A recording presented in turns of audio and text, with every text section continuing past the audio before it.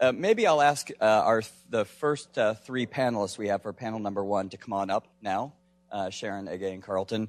And while they're coming up, I'll just say what a privilege and pleasure it is for me to be back in San Antonio.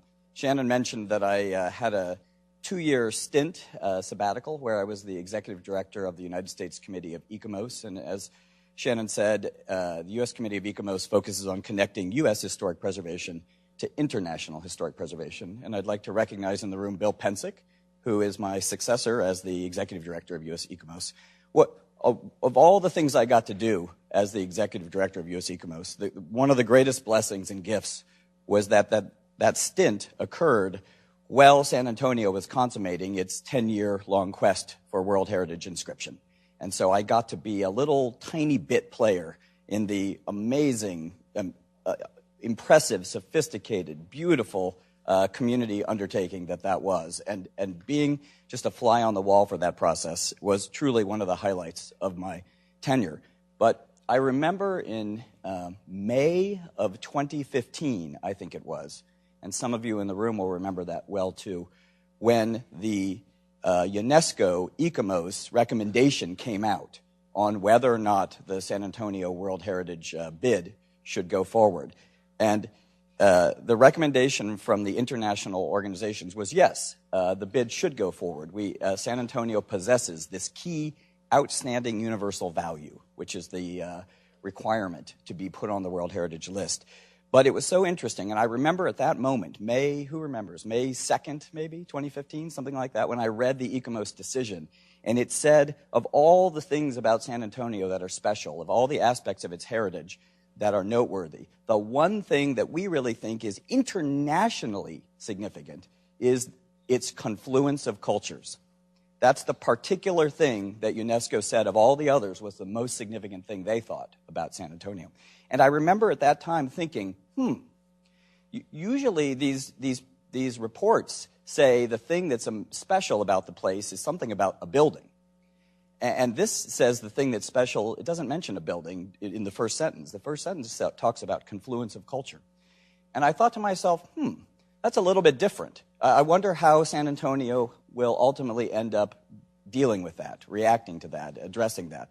And I am so excited, and I'm not surprised, but I'm proud and excited to see that 2 years later, an event like this shows how much you took to heart that idea and how much you valued it and the consequences and how you're moving this conversation forward. It's really special and different and something other cities in the U.S. aren't doing. And it just struck me so much that the connection between that moment in May of 2015 and then later in Bonn, Germany, at the World Heritage Meeting and now today. So it's my pleasure to continue my connection with San Antonio and my pleasure to introduce the panelists for our first panel.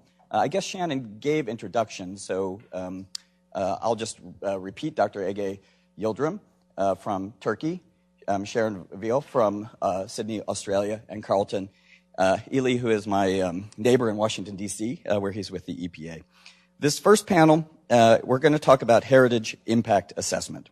And maybe that sounds a little stiff as a topic, but it's an excellent place to begin the conversation. The whole premise of this conference is that you all cherish and value and love special things about San Antonio, and you want to see those special things honored and leveraged and continued and celebrated.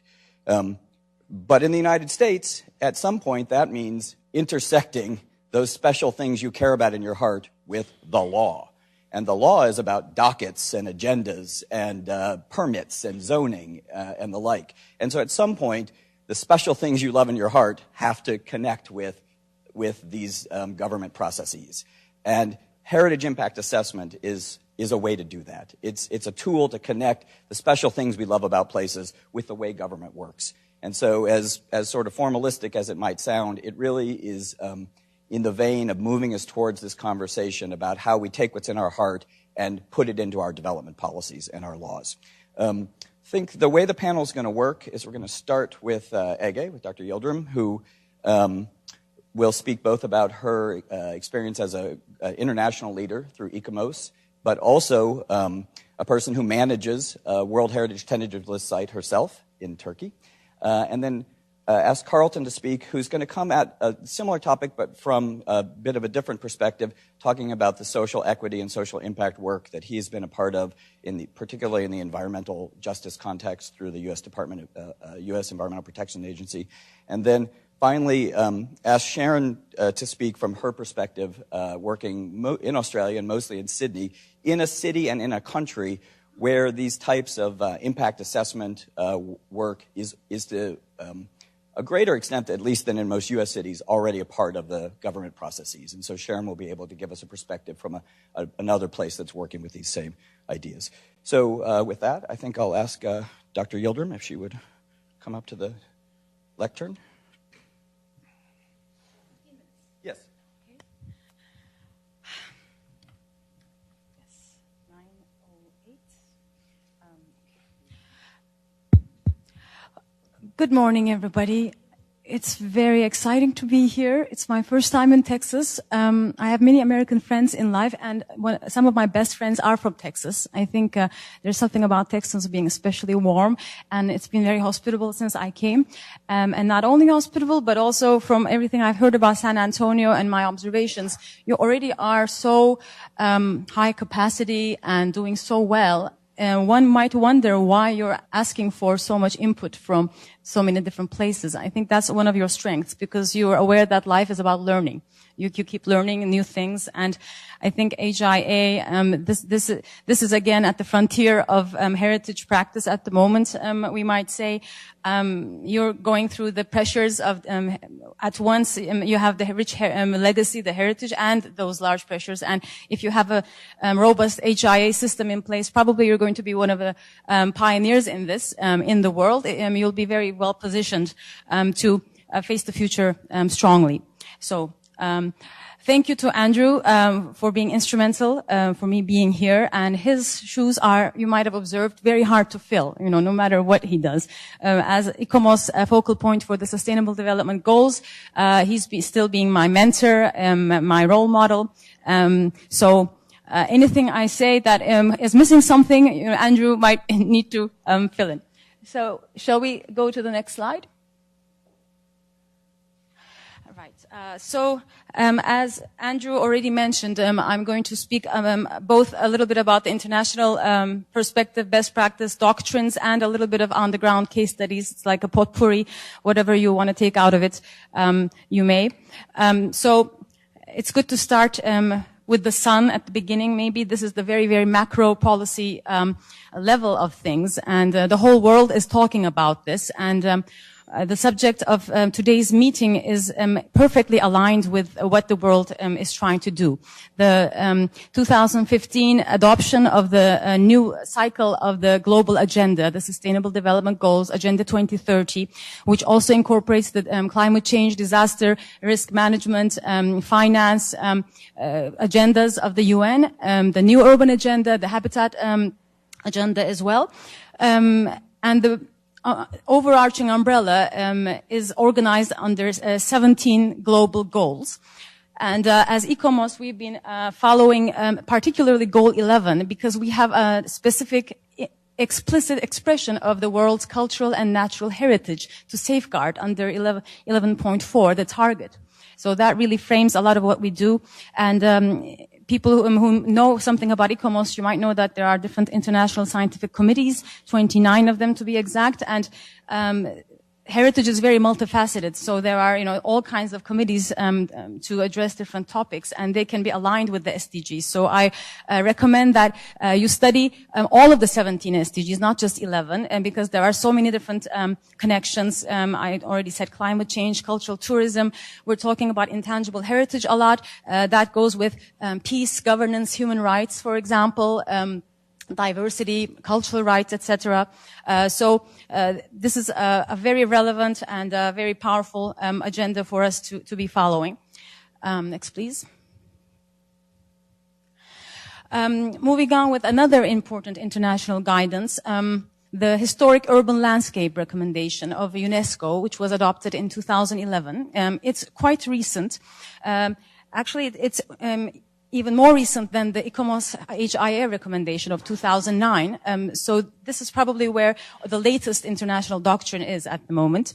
And what's good for us in the HUL conception is it's bringing together everything in an integrated manner. It's going beyond architecture. It's looking at all the different layers that a historic setting, a landscape might encompass. Hence, it's called a historic urban landscape.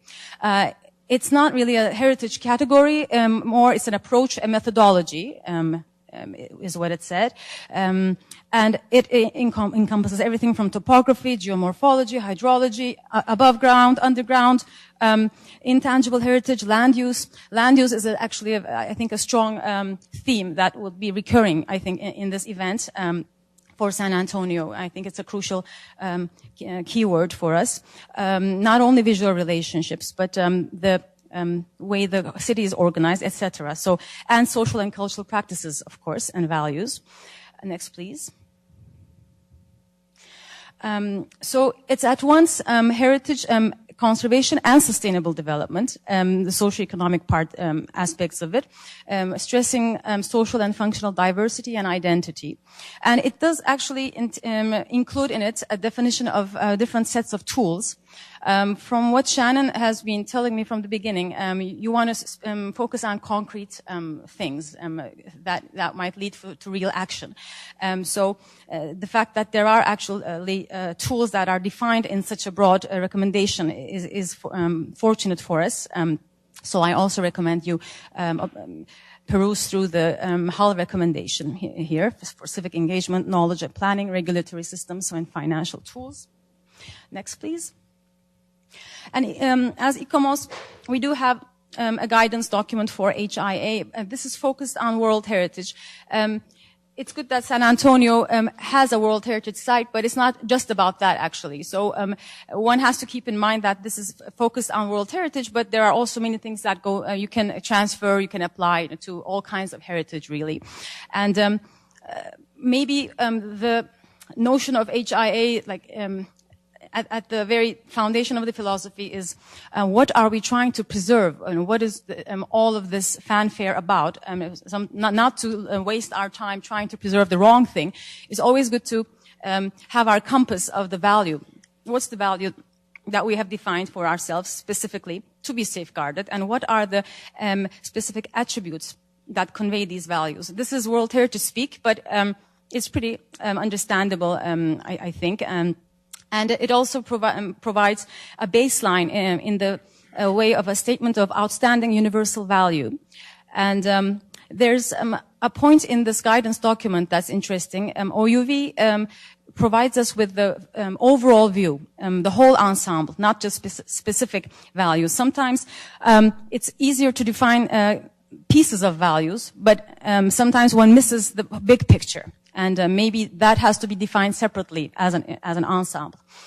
The state of conservation reports in the UNESCO system are also another type of baseline and to monitor how things are going. And still, in the ICOMOS literature, in the global literature, visual impact seems to take precedence. But there are mentions that we're having to go beyond the visual impact. You know, there are social, cultural, economic impacts to take into account. But this hasn't really been fleshed out in very much detail compared to the physical and visual explanations. There are concepts of limits of acceptable change and measuring the carrying capacity in this guidance document. It also refers to how actually the EIA, the environmental impact assessment, is a much more established type of impact assessment. And HIA, social IA, am I going? No, I'm fine, almost. Yes.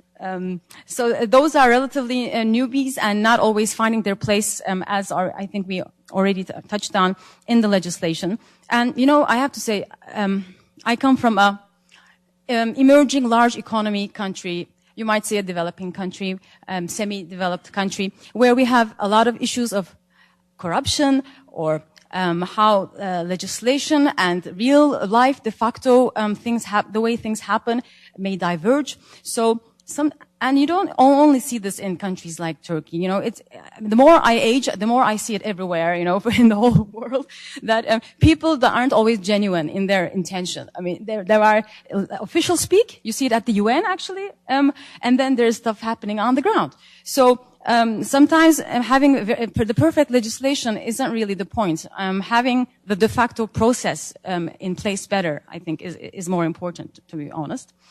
There are, not every place has all the resources, and not every place needs all the resources. So it's important to optimize the resources at hand for your specific context.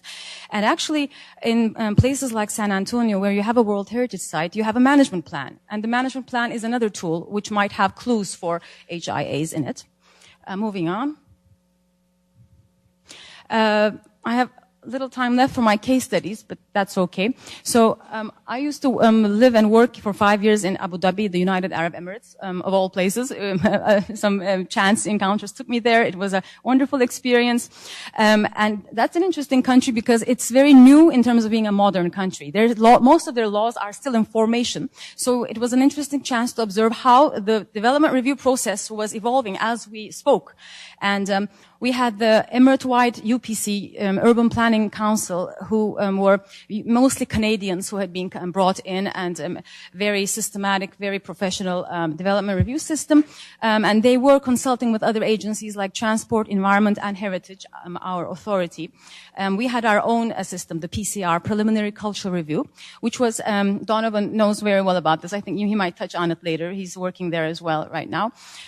So that evolved from just an archaeological survey approach into a much more holistic, urban, modern heritage, including kind of scope later on as things happened. And I remember the case of the Abu Dhabi bus station, which is actually an Islamic modern architectural landmark, very, very interesting landmark.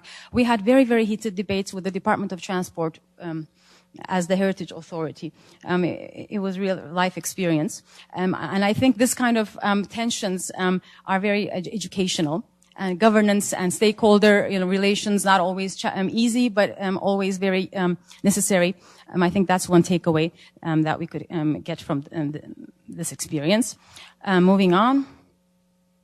So this is my tiny little site in Turkey, Mudurnu. It's on the tentative list.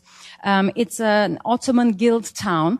And here I have first a section on how we're trying to monitor change in the Arasta, the bazaar, the historic bazaar where the traditional arts and crafts were conducted and still are to an extent.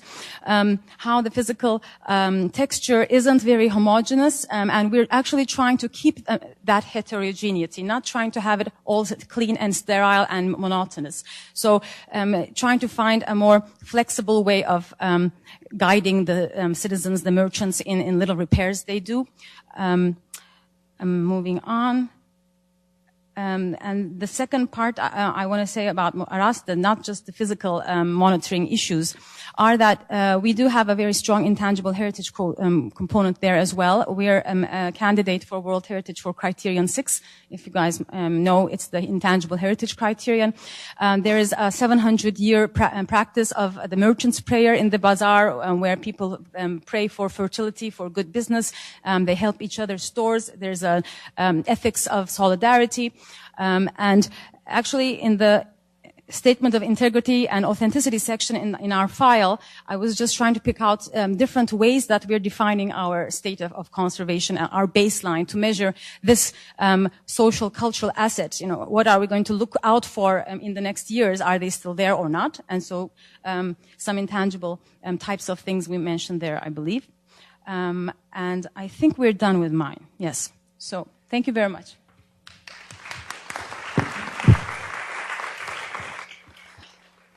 I mean, I think it's remarkable the point that Ege made about the United Nations Sustainable Development Goals, and that when, not cultural heritage people, but when economic development officials and infrastructure planners and diplomats looked at cultural heritage, they decided that the most valuable thing about cultural heritage for cities is the way it contributes to social cohesion and resilience.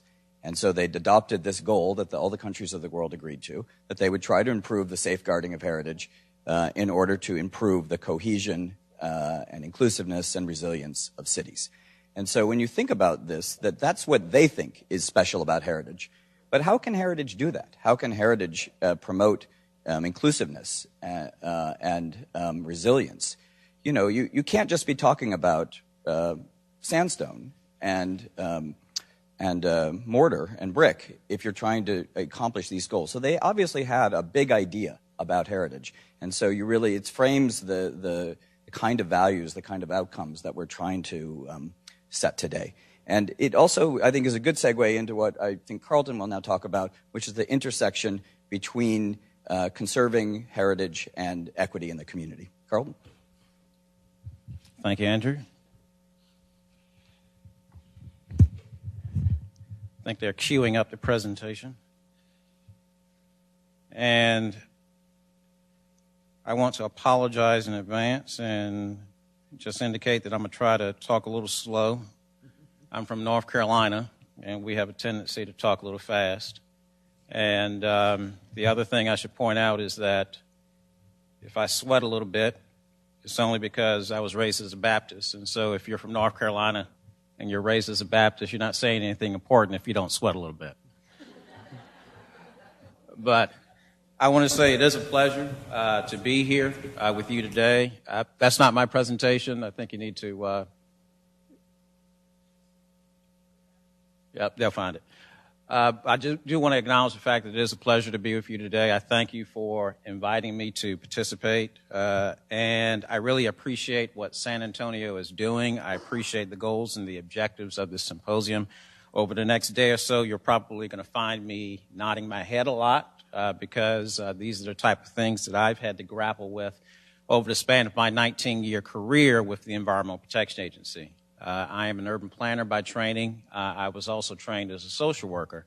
And so the importance of intangibles is something that I really value, that I consider to be important. And it's great to be in a place where you have a city that, as Andrew had pointed out 2 years ago, said this has to be a priority. And 2 years later, you're now having a conference so you can really have a serious dialogue about how do we make that come to pass. I think they're still looking for the presentation, but I'm going to continue anyway. But I just want to at least communicate to them while I'm also communicating to you. One of the things to point out is I work for the U.S. Environmental Protection Agency in the Office of Environmental Justice. And my office is celebrating a milestone this year. We were actually established in 1992. It's our 25th anniversary as an office. And one of the things to point out about the Office of Environmental Justice is the fact that we believe communities should always be at the core of our community work. Many of you may be familiar with the narrative of environmental justice. Perhaps you are familiar with the efforts that we have taken within our office over the years to work with communities that may be underserved, that may be distressed, so that we can help to alleviate the burden of pollution. And so as a result, there's a narrative of environmental justice that often coincides or intersects with public health, with the management or the mitigation of pollution, with meaningful public involvement, as well as with the law. But from my perspective, environmental justice is also a planning issue because many of these communities that may be disproportionately burdened by pollution end up that way because of either a failure to plan or a failure to enforce proper zoning. And so in my office, we have roughly about 25 employees, and I'm the first planner who has been hired by the Office of Environmental Justice. And so I get the opportunity to work in spaces that other staff haven't had the opportunity to work in. One of the things to point out in terms of the history briefly about the movement of environmental justice, there was a 1991 People of Color Environmental Leadership Summit that was held in Washington, D.C. And one of the things to note about that conference is the fact that 17 principles for environmental justice were shared with the public as a result of that event. 5 of those principles are actually pertinent to planning and urban policy and management of the built environment. And so many of you may not be familiar with that. One of those principles actually focuses on issues of planning and issues of how do we protect and maintain cultural assets. And so again, this is a conversation that I'm quite pleased to be a part of, because the importance of culture, the importance of impact assessments is something that's very important to our office, although it hasn't always been the prime issue that we would elevate in terms of our program. In advance of coming to San Antonio, I'm going to click this and see what happens. Can I get the slides again? I was informed that you wanted to have a free-flowing conversation. So for this reason, I won't make an attempt to teach social impact assessment, not in the span of about 12 minutes. Instead, what I want to do is really offer a commentary on social impact assessment and explain or suggest why it's important from my perspective. And the reason why I want to do this is because there are a lot of different types of assessments that are thrown about. And there is a lot of semantics that's going on. But I want to start and just go back to the origin, at least from a United States perspective, in terms of assessments that we do have. And so in the process of being transparent with you, I want you to know that I am not a NEPA specialist. I do not review environmental impact statements for the Environmental Protection Agency. I'm simply a public servant who believes it's very important that we don't ignore social impacts, because problems don't go away. They don't dematerialize. They just tend to get worse, or they amplify themselves. And so in the process of doing our work or doing our business or doing our great plans and our great designs, we have to think critically about what ripple effects may actually occur because of those interventions. Hopefully you will find my remarks to be complementary to the goals of this symposium. I don't want to distract you from the objective of focusing on cultural impacts. The goals that you have for this symposium are great. They're very important. You are a leader, and that work needs to continue, because there are other jurisdictions around the country that need to follow the path that you're doing here in San Antonio. But instead, what I want to do is really take a moment to offer a context for this tool that's underutilized because of the fact that it may actually be complementary to some of the efforts that you are pursuing here in this city. The first point I want to make is the fact that your work really represents the unfinished business of environmental protection. Many of you are aware that the modern environmental movement in the United States was formed or was born in the 1960s, early 1970s, and the movement was shaped by the politics as well as the turbulence of that time. And so it's important to acknowledge the fact that the environmental movement was not born in a vacuum. The National Environmental Policy Act is actually the cornerstone for U.S. environmental policy, but it has a social footprint. We often talk in stovepipes, and when we say the National Environmental Policy Act, we automatically focus on the environment, but NEPA has a social footprint. And it's there if you actually look carefully. This social footprint is actually the reason why the U.S. Department of the Interior thought it was acceptable to prepare the nation's first social impact assessment for the Alaska Trans Pipeline project in 1973. And the reason why they did that is because many of the tribal areas who were within the vicinity where the pipeline was going to be built had some serious concerns, and they brought these concerns to the attention of the Interior in terms of how is this particular project going to affect our culture, our way of life, our customs, the things that we really feel are important towards our sense of identity. Now, the actions of the Interior actually set a precedent, but the problem is the fact that really this precedent didn't permeate into public policy within our own country. And that's the reason why we also had the challenges in Standing Rock in terms of the demonstrations that were occurring because of the pipeline that was being built there. Within the span of less than 40 years, you have a new community, a new generation dealing with a pipeline, and yet the outcome is different. And so really the question is, how do we go from Alaska in 1973 to Standing Rock in 2016, where we all were pretty shocked and somewhat disgusted by some of the things that we saw that were occurring as persons amplified the fact that we have cultural assets, we have cultural treasures, we have sacred sites that need to be protected. And so one of the important things to note, again, is the fact that this historic context is important. because there are subtle provisions within NEPA that emphasize the importance of being mindful and respectful of intangibles. And those subtle provisions are tucked away in between the lines of NEPA. And again, they're there if you look carefully. But the question then becomes, how do we make sure that we apply those in practice? How do we make them real?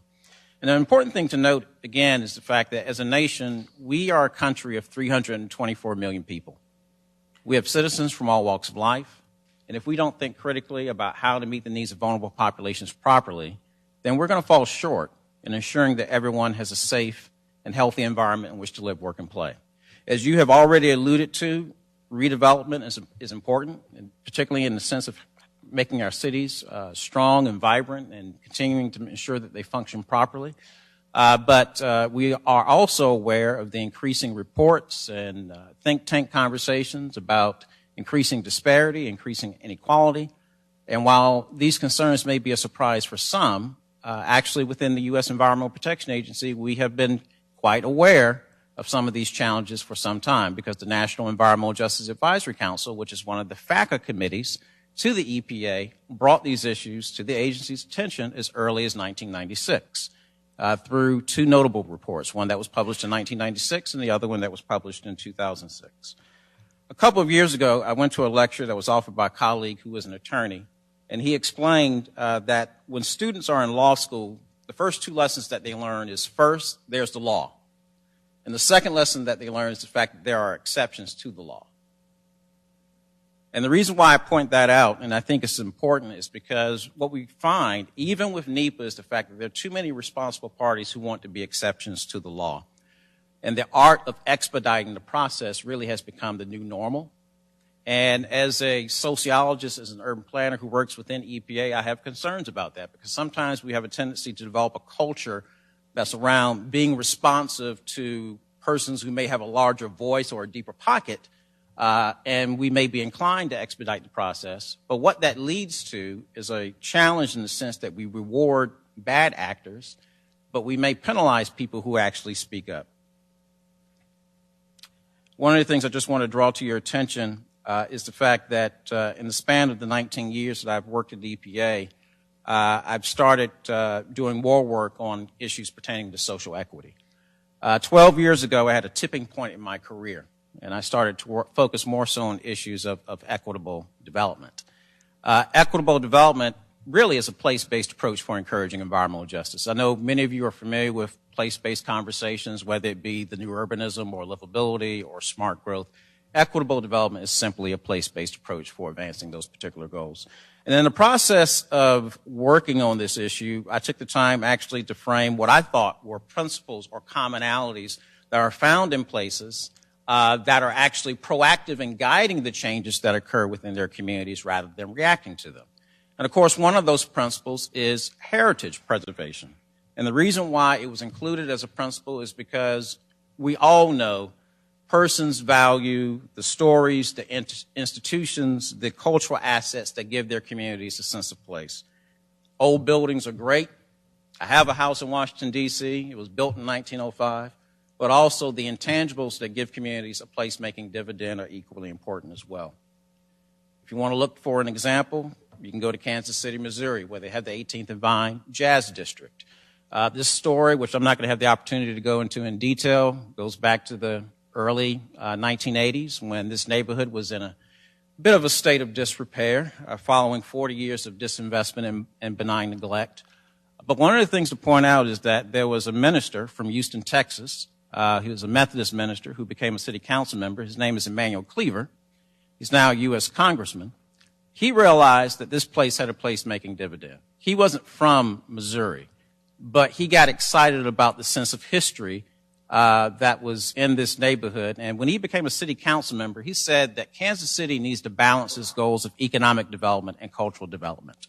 And one of the first steps they took was to commit $20 million to the redevelopment of this neighborhood. It's now a $70 million success story.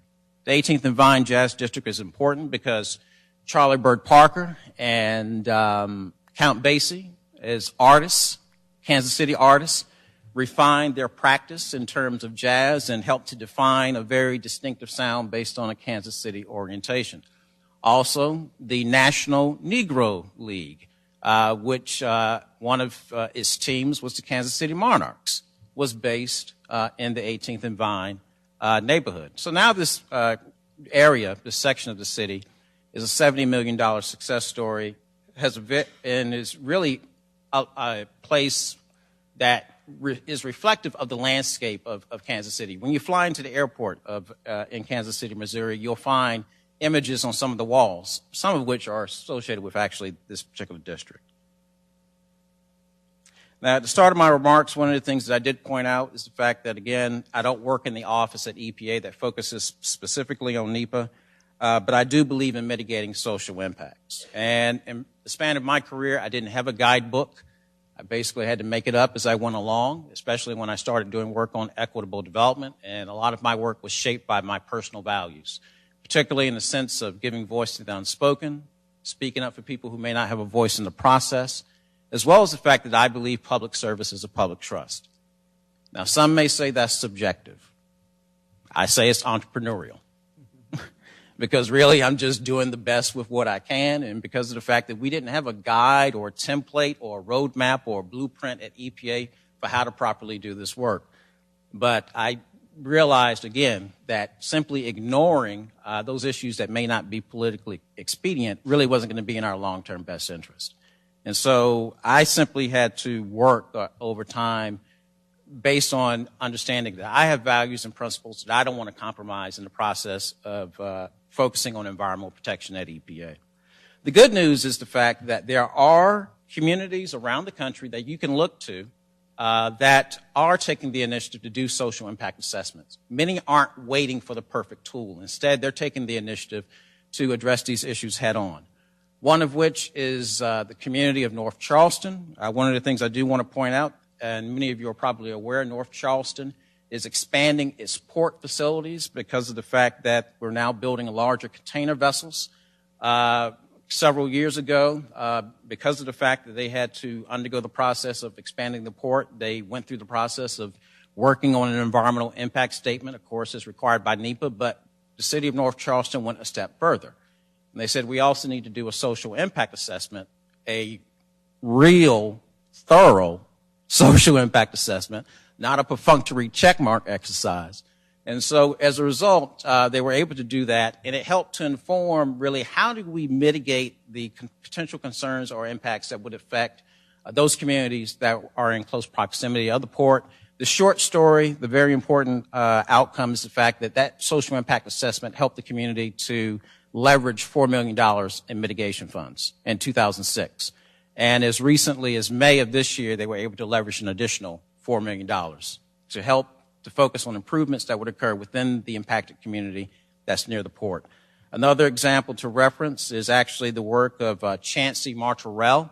In 1992, she was a student at UCLA, and she is now the president of the Thai Community Development Center.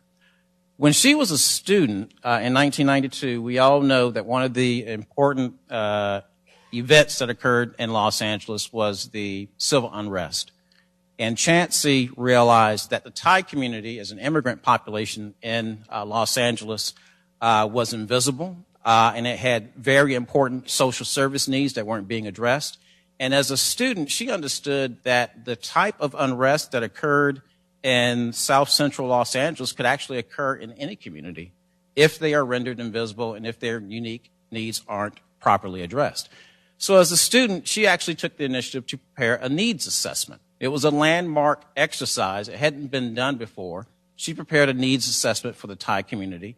And the cascade out of doing that exercise is the fact that it led to the creation of the center that she's now the president for, the Thai Community Development Center. And it also led to the designation of Thai Town in Los Angeles. One last example, and I'm going to wrap this up because I think I'm exceeding my time, is the fact that obviously in the Southeast, in the United States, there are coastal areas that are under a lot of development pressure, particularly from northern Florida to southern North Carolina. There are persons who identify as Gullah and Geechee who live within these coastal areas within those respective states. And because of the development pressure that has been happening, they are also finding that their own cultural practices, sites, resources are at risk of being compromised as well. Without being too heavy-handed, the Department of the Interior took the initiative to work on a cultural management plan for that population.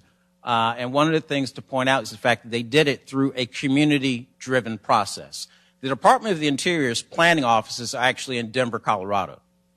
So when they initiated this exercise, many citizens along the coast felt, we would rather for you to advise us and to teach us how to undergo the process of doing this planning exercise ourselves than for us to basically give up our power to an outside party to come in and do the planning for us.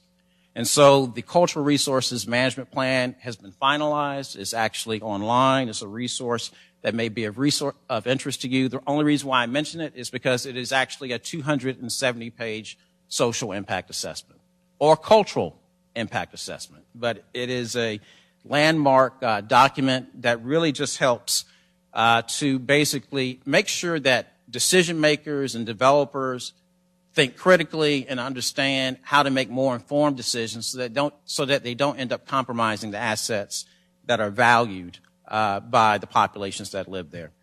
If you're not aware, there is a 2003 report that focuses on principles and guidelines for social impact assessment in the U.S. I just want to bring that to your attention. The bottom line is really just to party responsibly or to act responsibly. And as I don't have to preach today, I mean, we all know that there are social impacts that often occur when we redevelop and we reinvest and we do revitalization efforts. But the most important thing is that we have to be serious enough, deliberate enough, intentional enough to take the time to really work with citizens who could be impacted, who could be vulnerable, so that they have the opportunity to reach their full potential as well, and so that we don't create the sense of antagonism that often occurs in so many different places. Lastly, I just want to note that you are not alone. I encourage you on your journey of self-discovery as you participate in this process. There are so many groups around the country that are now having conversations about social impacts in one form or another, including Pope Francis. Thank God for Pope Francis. So, again, I commend the city of San Antonio. I want to thank you again for organizing this symposium. I work for the U.S. Environmental Protection Agency, and I'm looking forward to continuing this discussion with you over the next day or so.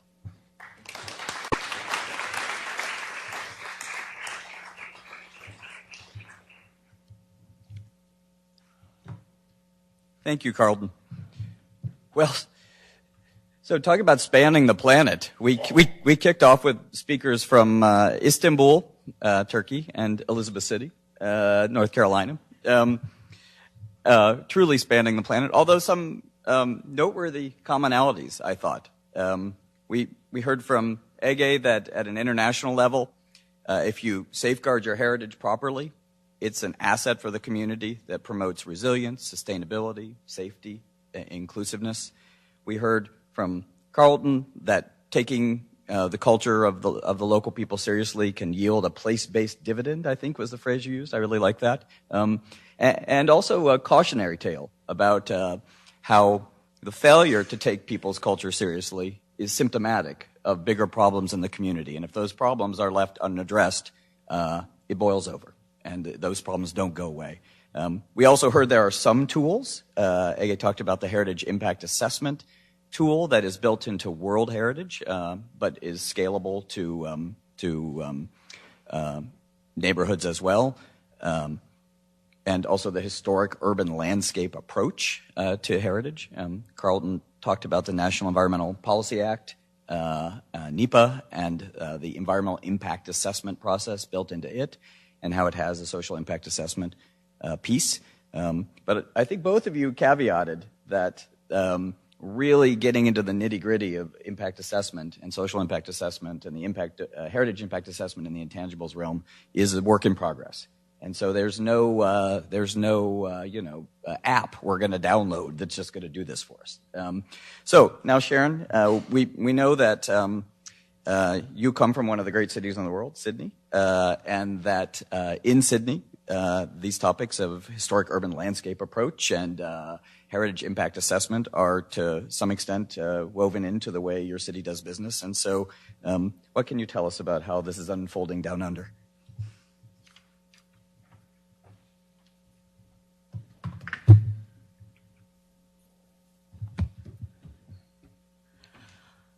Good morning, everybody. I'm really delighted to be here. I hope you can understand me with my Australian accent. I don't have all the answers. I wish I did, but I'm really so thrilled to be part of this conversation because I think, like many of us that are concerned about the environment and the places that we dwell and the people that we connect with, really understanding how to protect these things that are important to us and that we want to pass on to future generations is really a life's work.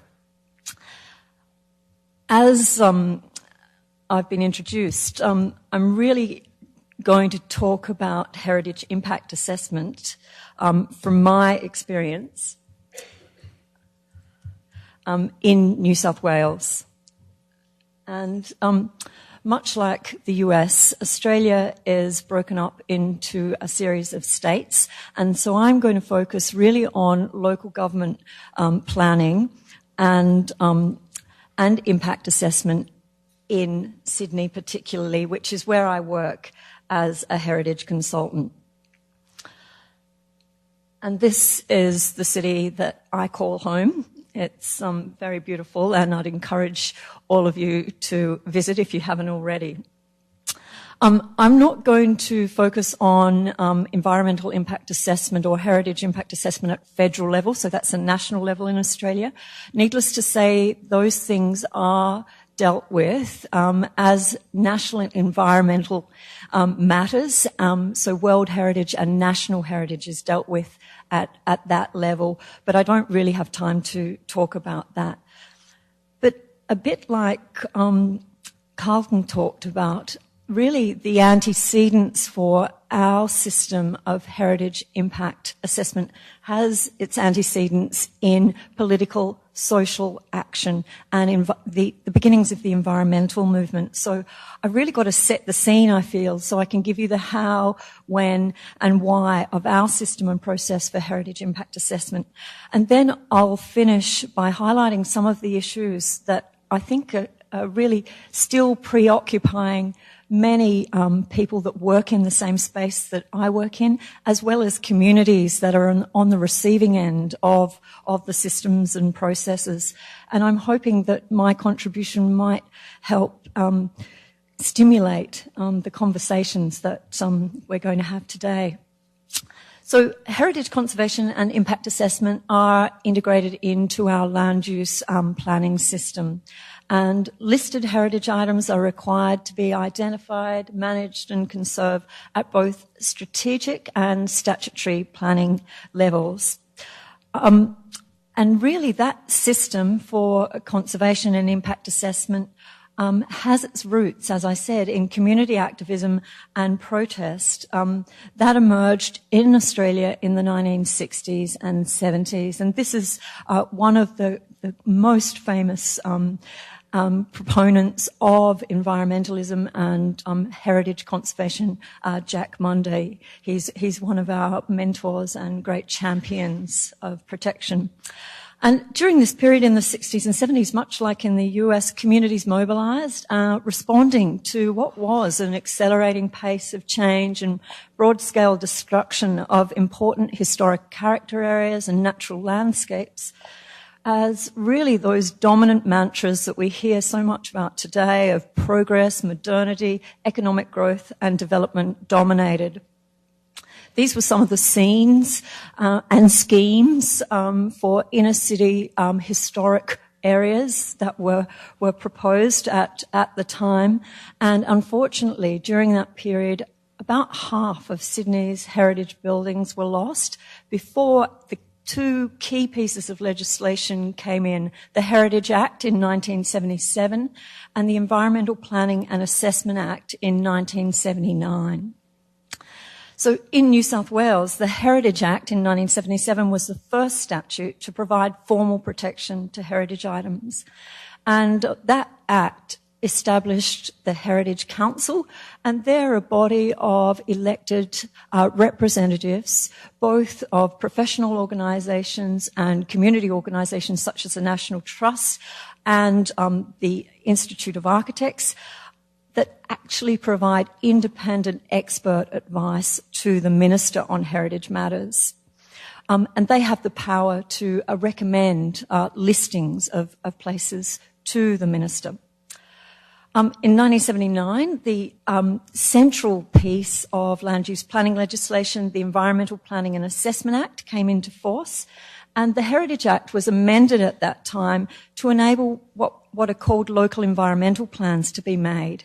And at that time, local environmental plans were required to include a schedule of heritage items.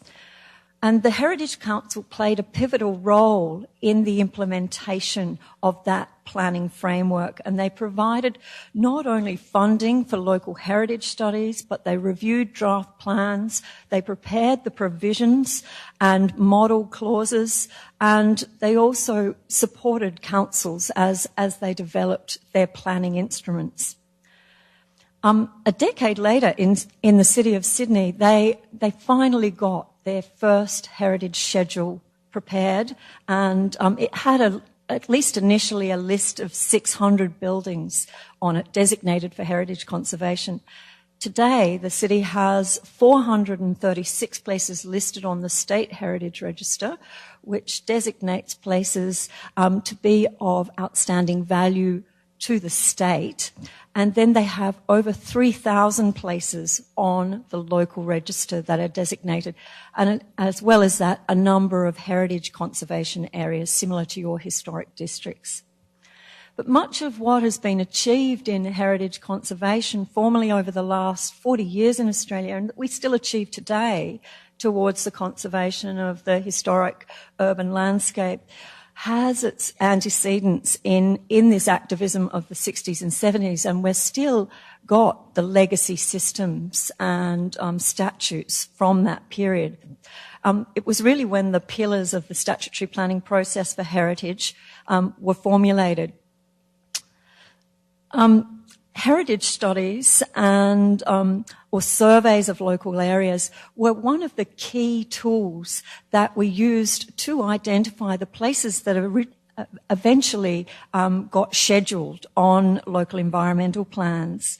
Other things that were done at this time were heritage provisions for local planning instruments, and they are continually updated as ideas and concepts and perceptions of heritage change, and as are detailed design guidelines and development control plans. Associated with all of this are the assessment of development proposals, and this is where I'll get into the heritage impact assessment process.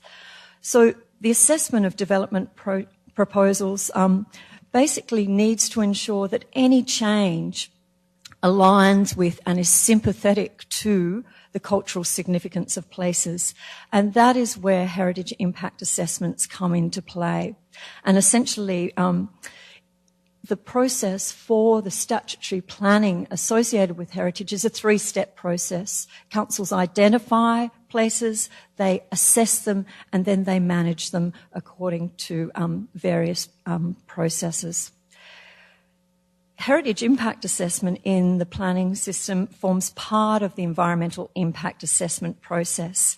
It's a mandatory requirement and informs the assessment and evaluation of individual development proposals that affect or are likely to affect heritage places and items. And in Australia, some urban planners have argued that environmental impact assessment is the single most important method of project evaluation. And essentially, that's a two-step process that a statement of heritage impact is prepared, usually by the project's proponent or his or her heritage consultant, be they a planner or an architect.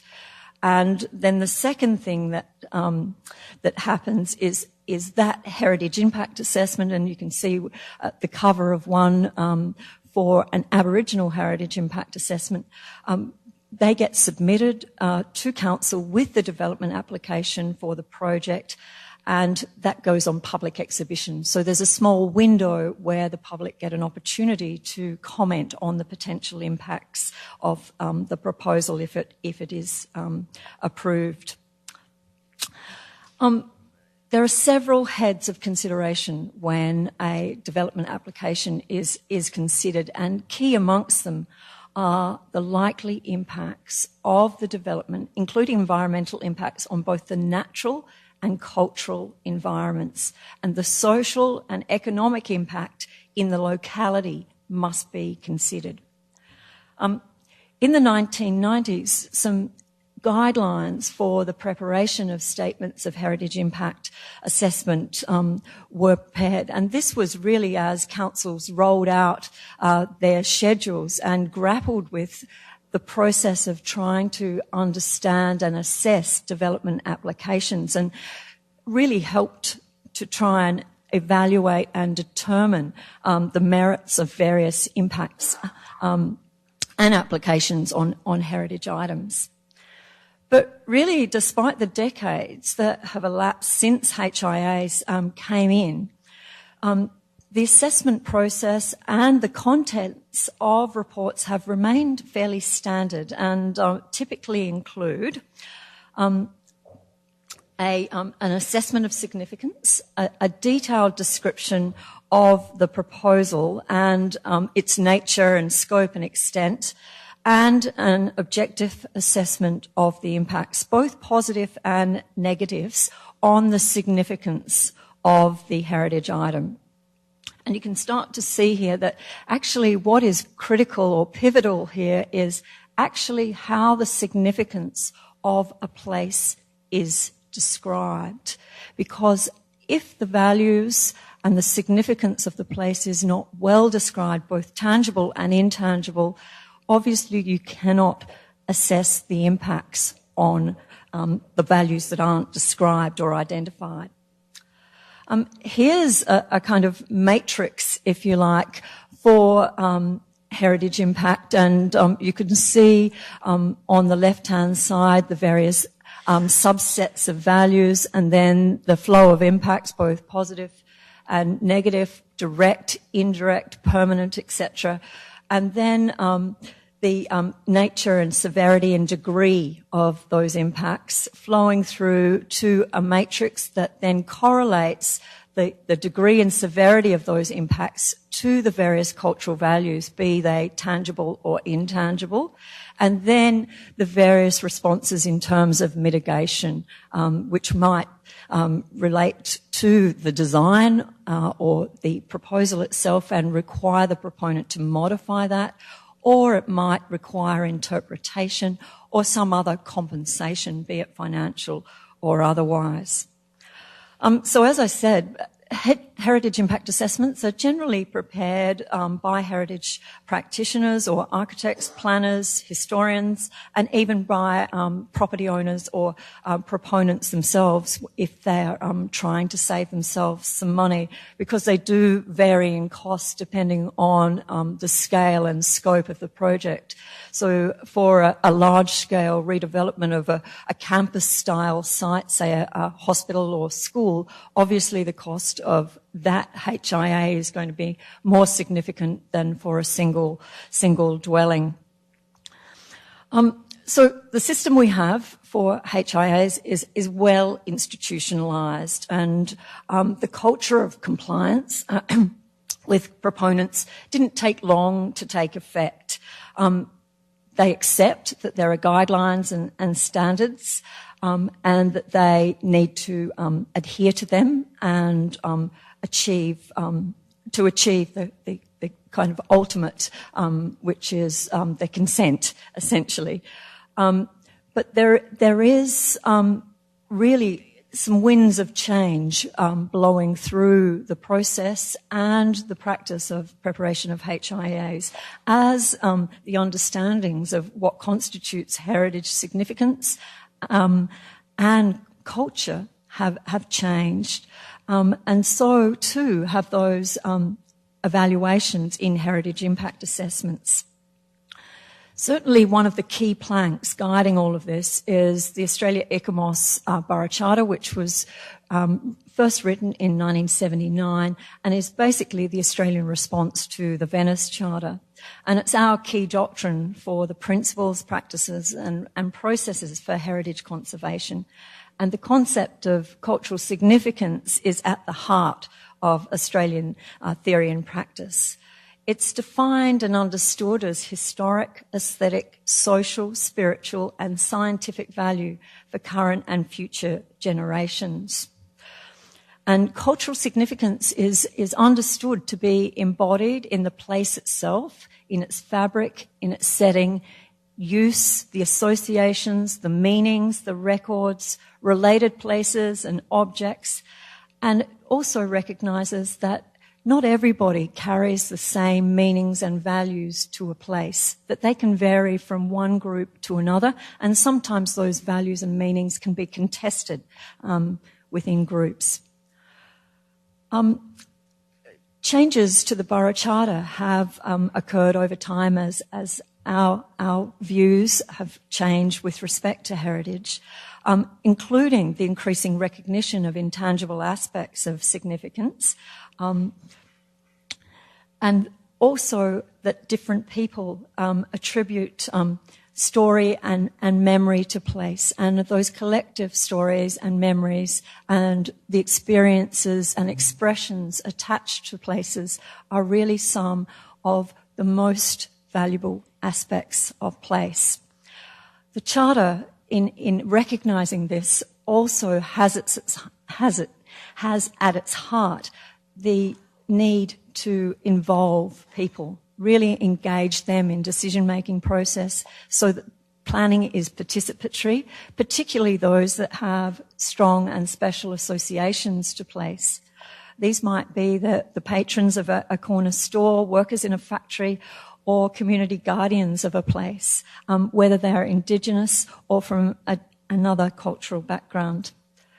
And I just wanted to include this particular example. So you can see a rather fine building in the bottom left-hand corner of this slide. And this building was identified by the City of Sydney to be listed on the Heritage Inventory. It was identified also for an interim conservation order.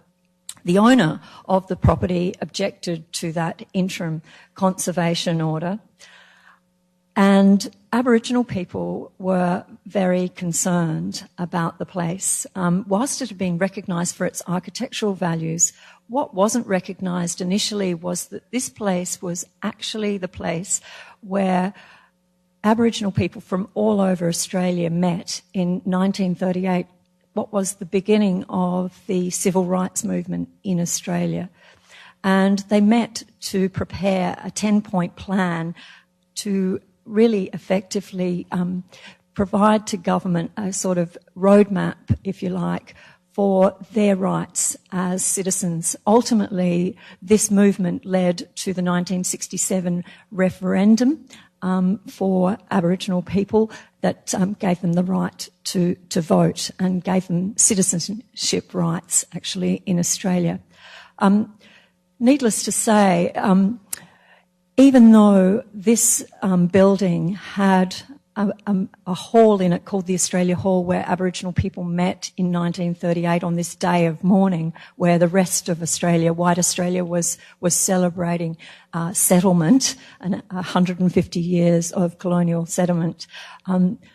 The development application for this proposal, which was a multi-storey tower, which really impacted the Australia Hall meeting room, was approved by the Minister despite a heritage impact assessment that found the social value and cultural values associated with this place were of really high, if not exceptional significance, not only to the state, but to the nation in the history of Aboriginal civil rights and the political movement in Australia towards their recognition as citizens.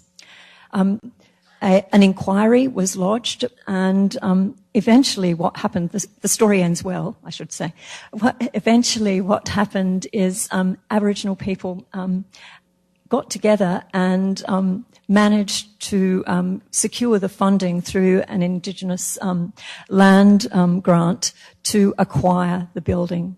And they then, they now own the building, and they actually restored the Australia Hall meeting room, which is used for a range of community and other purposes to its 1938 splendour. So a good news story, but an example where a heritage impact assessment actually did the right thing, but a political decision changed that outcome. Okay, so moving on. So much like the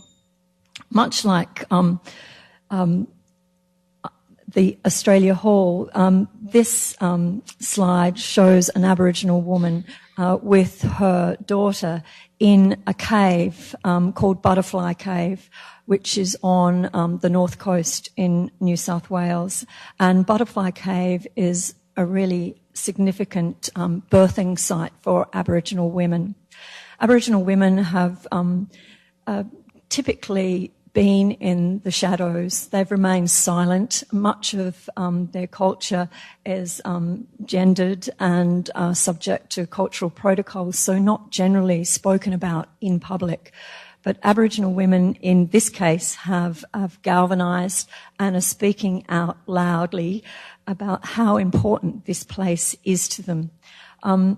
A land use subdivision has been approved right in the vicinity of this sacred site, and a heritage impact assessment was prepared that didn't actually consider the spiritual, social values, the ceremony, tradition, learning, and cultural continuity that is associated with Aboriginal women, taking younger generations of Aboriginal women to this site as a teaching site. So it's a really important place for Aboriginal women that is under threat despite a heritage impact assessment having been prepared. So what are some of the key issues? Really, heritage impact assessment is still largely focused on built heritage and on physical impacts, and notwithstanding that really there has been the winds of change blowing through heritage conservation and the theory and practice of it. It's not atypical to find assessments that don't comprehensively and adequately assess and include the intangible values in the statement of cultural significance. So the heritage impact assessments are incomplete to start with. They're not really assessing the full span of impacts, if you like. The other problem is that a lot of places, in terms of strategic heritage planning work in recent years by local government, hasn't been done as government really recoils from the I suppose, financial contributions to funding those studies. Really, they have the schedules of heritage items haven't kept pace with community values and the places that are important. They're really still those schedules, albeit with a few changes that date from the 1970s and 80s. And that means that they still really demonstrate a strong bias towards historic buildings that have aesthetic values. And the lack of this neglect is really due to lack of political will in the heritage space, unlike in San Antonio in Australia and New South Wales at the moment, and declining human and financial resources in our public sector. I haven't talked about the relationship between social impact assessment and heritage impact assessment. However, that's often artificially separated in my experience, and cultural heritage doesn't tend to cultural heritage doesn't tend to kind of figure in quite the same way in social impact assessment as it does in heritage impact assessment. So social and spiritual values don't really figure in social impact assessment in really the same way as heritage practitioners might conceptualize it. So 40 years on in Australia, we have a litany of statutory applications, permits and consents, yet in many instances, they do little to achieve the conservation of significant cultural values and particularly intangible values. And the challenge for heritage practice in the future is really, I think, to transform what we do. As practitioners, we need to actively engage in the life of communities so that we are bringing into being the places and values that genuinely reflect their values and not ours and our well-crafted systems and processes. I envisage that heritage is really an ongoing dialogical practice of collaborative history and meaning-making, a creative cultural mapping expertise that is layered, inclusive, storied, oral, visual, spatial, and textual. And this heritage enterprise would represent a perpetual kind of co-production, if you like, with communities to reflect their deeper attachments to place and the past. And in my view, we need to kind of shift from official, politicized imaginings of our nations and places, driven by what are, I think, somewhat reductive processes within a fairly complex framework that really appear to simultaneously facilitate heritage for heritage's sake and sometimes even its destruction. And so we really need a critically reflective practice, and so conversations like this are really essential, fundamental to the health and vitality of heritage practice, so that it does genuinely reflect what matters most to communities. We need a truly living and sustainable heritage. Thank you.